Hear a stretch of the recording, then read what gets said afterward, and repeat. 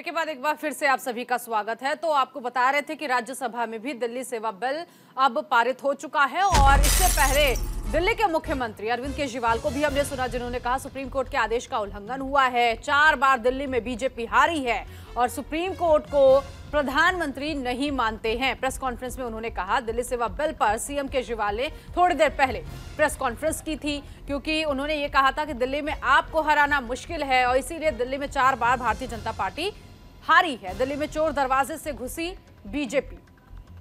मोदी जी जनता की बात नहीं मानते, ये कहना है अरविंद केजरीवाल का। बड़ी खबर इस वक्त की आप तक पहुंचा रहे हैं। राज्यसभा में दिल्ली सेवा बिल पारित होने के बाद प्रेस कॉन्फ्रेंस की मुख्यमंत्री अरविंद केजरीवाल ने और उन्होंने कहा कि बीजेपी ने चोर दरवाजे से सत्ता हासिल की है और सुप्रीम कोर्ट के आदेश का उल्लंघन हुआ है।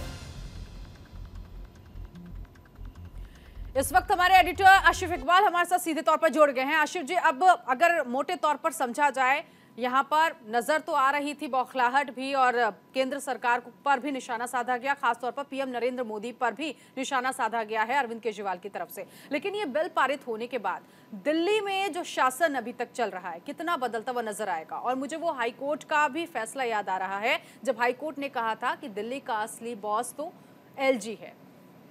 बिल्कुल, ये तो आप सही कह रही हैं। देखिए, साफ तौर पे है कि जिस तरीके से लगातार जद्दोजहद थी, ये अध्यादेश जब भी आने वाला था उससे पहले से ही लगातार ये बात आम आदमी पार्टी को बहुत बेहतर पता था कि अगर कोई अध्यादेश लाया जाएगा वो भी केंद्र सरकार के ज़रिए, तो वो कहीं ना कहीं से उसको पास ज़रूर करा लेंगे। थोड़ी मुश्किलें ज़रूर आ सकती हैं, लेकिन ये आम आदमी पार्टी को बहुत बेहतर पता था कि उनकी कहीं ना कहीं से जो उनकी हिस्सेदारी है या ये कह लें उनका अधिकार जो है उसमें कटौती होना तय था। और ये बात इस बार जैसे ही पार्लियामेंट सेशन शुरू हुआ उस समय ही तय हो गया था कि अध्यादेश को लेकर आने की तैयारी कर चुकी है केंद्र सरकार। और अमित शाह गृह मंत्री ने इसकी तैयारी पूरे अच्छे तरीके से चाक चौबंद तरीके से की है। तमाम एक्सप्लेनेशन, एक्सक्यूज़ और जो भी चीज़ें आप कह लीजिए कि जो आम आदमी पार्टी दे रही थी उससे उसका इतर जवाब ढूंढ लिया था।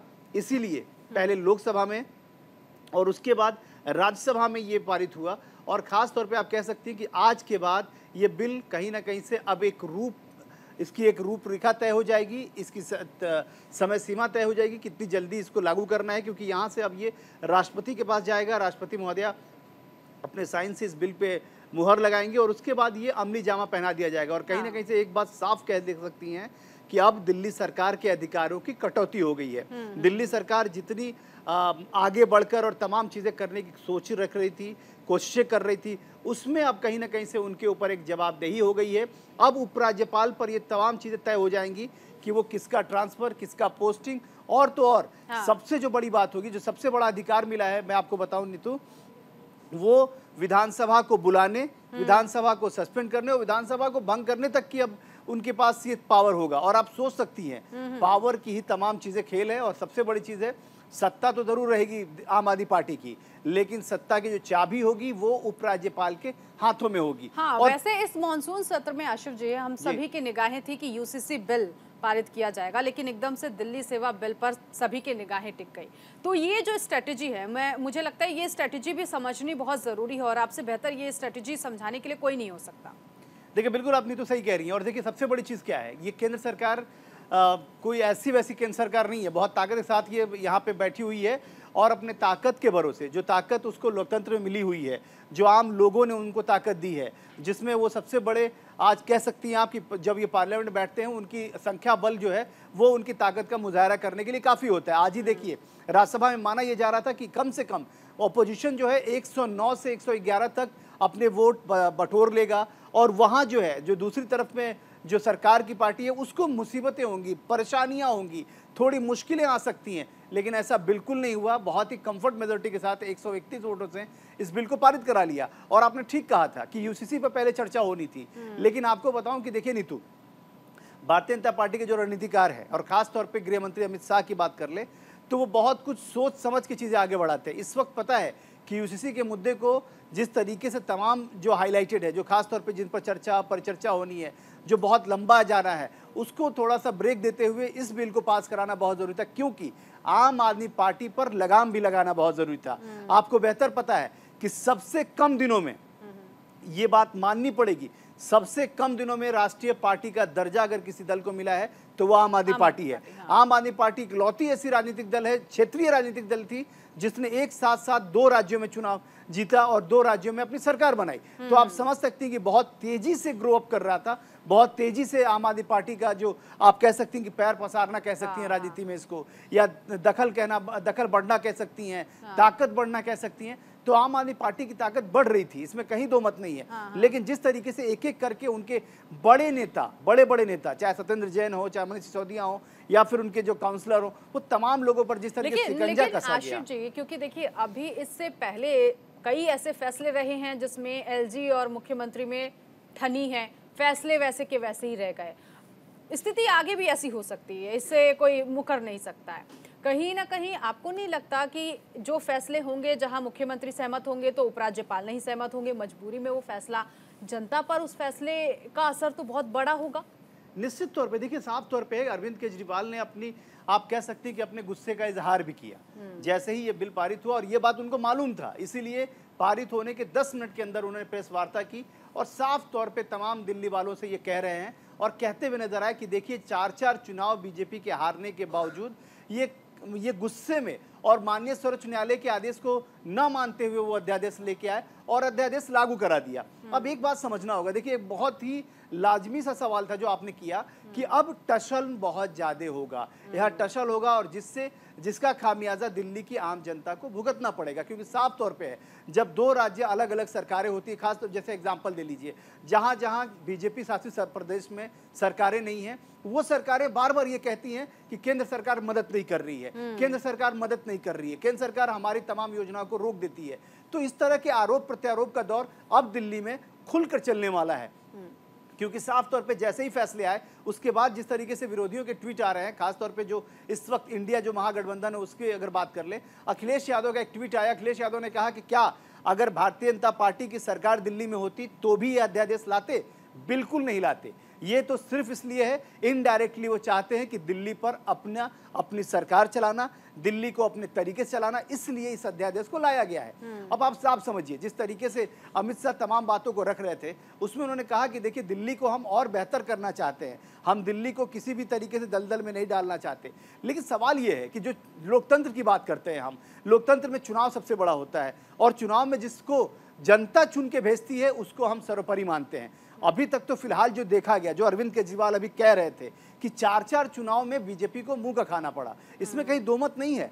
पिछली बार जब अभी तो सबसे बड़ी बात हुई कि जब दिल्ली में सरकार थी, लेकिन एमसीडी में भी जिस तरीके से आम आदमी पार्टी जीती है, बिल्कुल उसके बाद ये कहीं दो मत नहीं है कहने में। जो अरविंद केजरीवाल कह रहे थे उनकी बात में दम भी नजर आ रहा था कि उनको कहीं ना कहीं परेशानियां होंगी। लेकिन जैसा आपने कहा कि अब दिल्ली की आवाम को परेशानियों का सामना करना पड़ेगा, क्योंकि बीजेपी और वो इनडायरेक्टली आप कह लीजिए उपराज्यपाल और आम आदमी पार्टी अरविंद केजरीवाल में टशन होना जरूरी है। एक सवाल और मेरे जहन में उठ रहा है इस वक्त, जो हम आज वोट देख रहे हैं 131 और 102, कह सकते हैं फासला बड़ा हो गया है।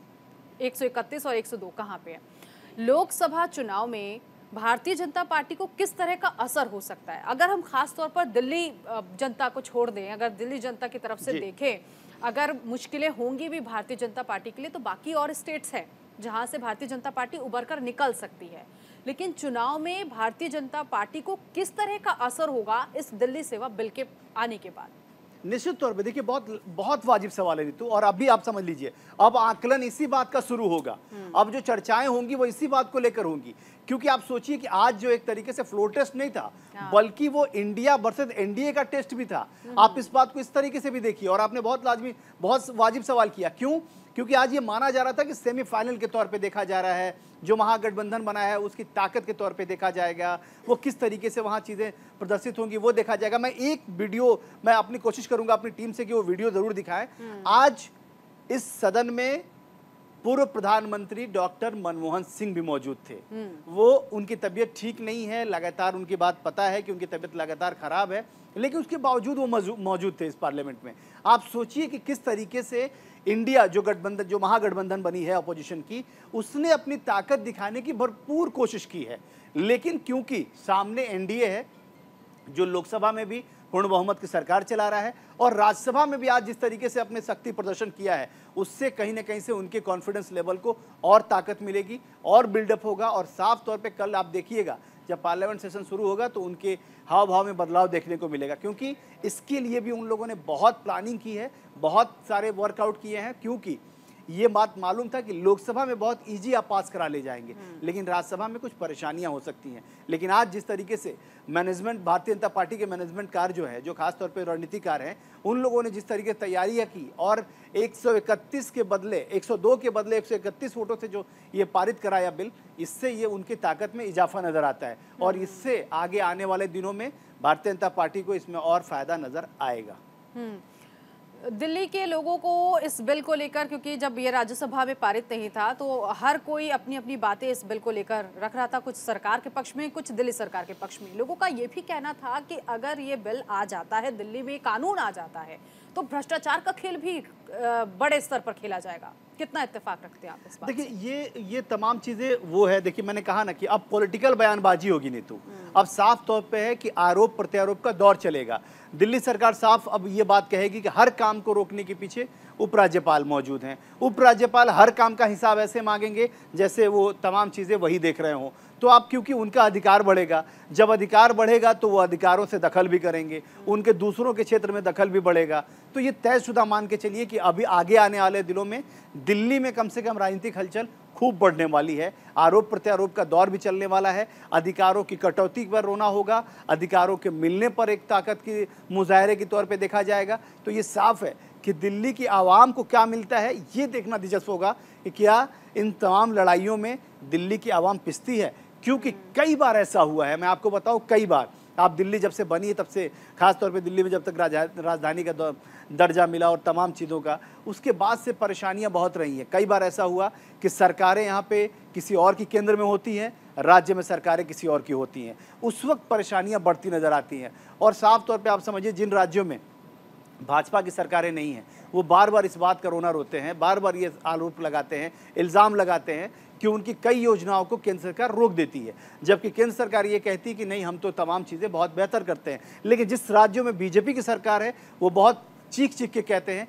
कि हम डबल इंजन की सरकार चला रहे हैं। जैसे भारतीय जनता पार्टी की सरकार अभी उत्तर प्रदेश में है, वो कहती है कि हम डबल नहीं, हम ट्रिपल इंजन की सरकार चला रहे हैं, क्योंकि हमने तमाम नगर निकाय और नगर पंचायतों में भी भारतीय जनता पार्टी के प्रतिनिधि को जिता रखा है। तो वहाँ काम की स्पीड बहुत तेज है। ये बात खुद उत्तर प्रदेश के मुख्यमंत्री और तमाम लोग कहते हैं। लेकिन वहीं अगर बिहार की बात करें तो बिहार के मुख्यमंत्री बार बार ये कहते हैं कि उनके कामों को रोका जाता है, उनके कामों को लागू नहीं किया जाता है। तो वही समझ लीजिए कि दिल्ली में भी आए दिन अब आपको यही सुनने को मिलेगा कि वो जो बेहतर करना चाह रहे थे उनको रोक दिया गया, और जो काम नहीं कर रहे थे उनका हिसाब किताब मांगा जाए।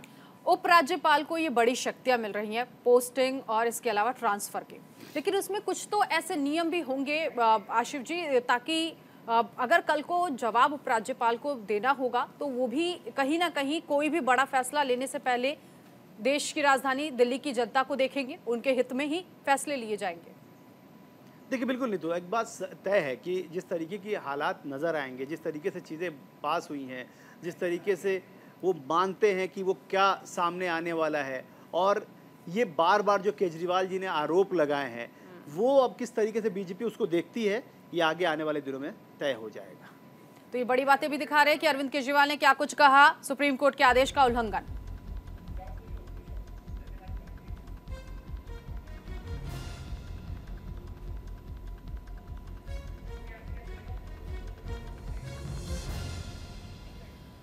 तो दिल्ली में आपको हराना मुश्किल, अरविंद केजरीवाल ने प्रेस कॉन्फ्रेंस में कहा, और दिल्ली में चोर दरवाजे से बीजेपी घुसी है। बहुत शुक्रिया आशिफ जी, ये तमाम जानकारियां हमारे साथ साझा करने के लिए। तो लोकसभा के बाद अब राज्यसभा में भी दिल्ली सेवा बिल पास हो चुका है, और इसके साथ ही साथ अब राष्ट्रपति के हस्ताक्षर इस प्रस्ताव पर होने हैं। तो बस ये अब एक छोटा सा काम बचा हुआ है, लेकिन इससे पहले कल का दिन जब होगा तो किस तरह से तमाम प्रतिक्रियाएं आएंगी दिल्ली सेवा बिल को लेकर, ये भी देखना बेहद खास होगा। फिलहाल यहाँ रुकेंगे एक छोटे से ब्रेक के लिए, कुछ और खबरें न्यूज इंडिया पर लगातार जारी है।